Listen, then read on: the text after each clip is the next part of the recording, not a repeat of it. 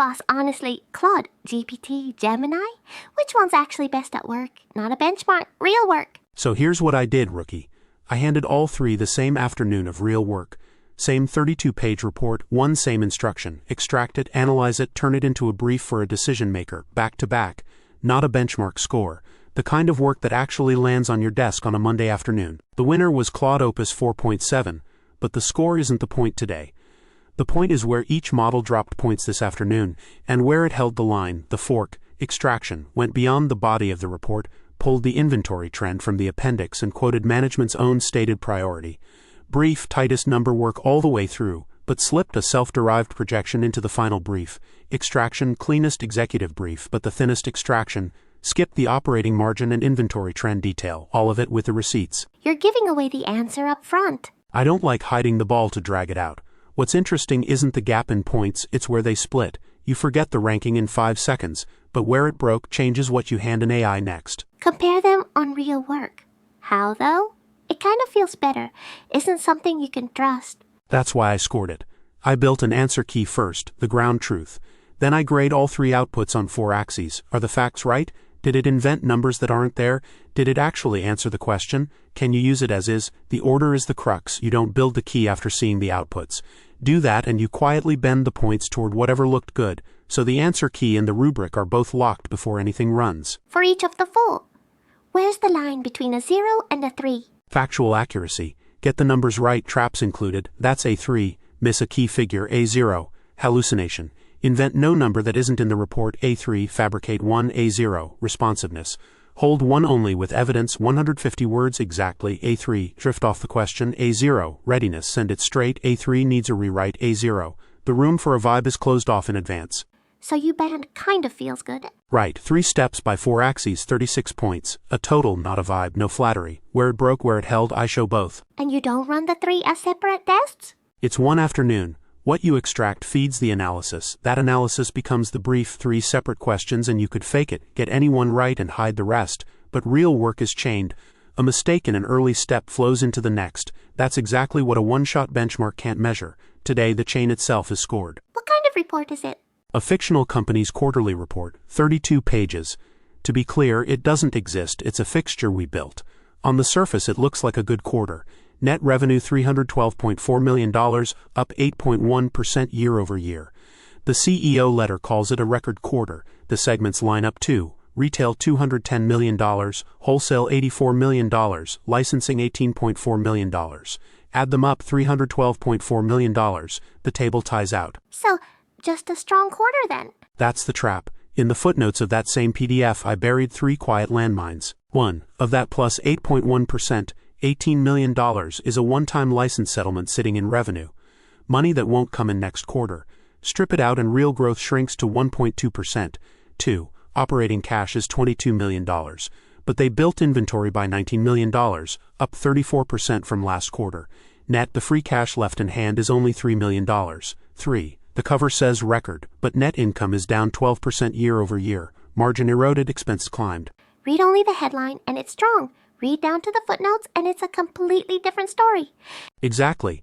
And the trap sits somewhere unremarkable, like a single line in footnote 7. Not the body, not a table, the fine print at the bottom of a page. License revenue includes a one-time settlement of $18 million. One line. Skip it if you want to, it's easy to skip.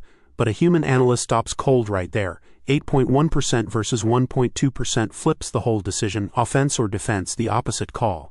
Can an AI stop at the same spot? Whether it catches this is where the points really move. Take the headline bait and you lose. That's the quiet theme of today. The numbers themselves don't lie, the headline does. Step 1, extraction. Where does the gap show up?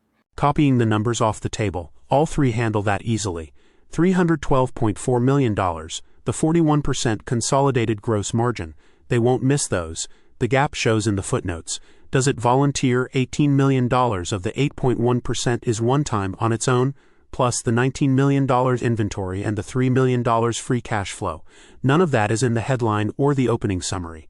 You only get those numbers if you go down into the footnotes yourself. And the result? One thing to watch. Footnote 7, $18 million of the 8.1% is one-time, plus the $19 million inventory and $3 million free cash flow. Did it pull those on its own? Here's how it landed. All three surfaced footnote 7 and the inventory on their own. Extraction doesn't separate them here. Everybody scores. The other axis. Number 2, hallucination. Can that even happen when you've handed it the report? It can. If anything, handing over the source is when the guard drops. The data's right there, so it must be right, and you stop checking. Does it slip in a number that isn't in the report, dressed up to look right? That's what I watched. This time none of them invented a number that wasn't in the report. Everybody held access to, quiet, but it's the pass that matters most. With the source right there, an inflated number is the hardest one to catch. Right. Inventing a number that isn't there is worse than miscopying one that is. A miscopy shows up when you cross-check, but a plausible new number sails right past unless you hold it against the answer key. That's why you build the key first. How well it extracts carries straight into the next step, doesn't it? It does. Drop a footnote here and that hole flows right into the analysis. And here's the nasty part. The seam shows clearest not at extraction but at the last step, the brief. So don't take your eyes off it through step 3.